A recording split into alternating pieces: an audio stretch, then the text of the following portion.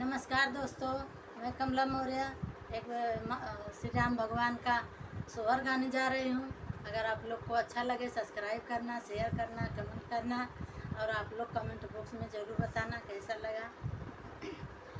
गोदिया में सुंदर ललनवा बकरिया के भाग जागल हो, ललना छोड़त नहीं माई के अचारवा, यशोदा मई के आस लागल हो, ललना छोड़त नाही माई के अचारवा, यशोदा मई के आस लागल हो। माई कौशल्या बड़ी भागिन गोदिया में ललन हो, माई कौशल्या बड़ी भागिन गोदिया में लालन हो।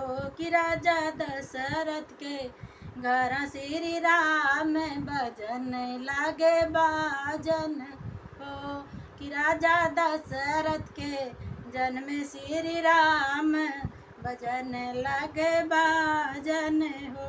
ललना छोड़त नहीं माई के अचारवा, यशोदा मई के भाग जागल हो, ललना छोड़त नहीं माई के अचारवा, यशोदा मई के भाग जागल हो।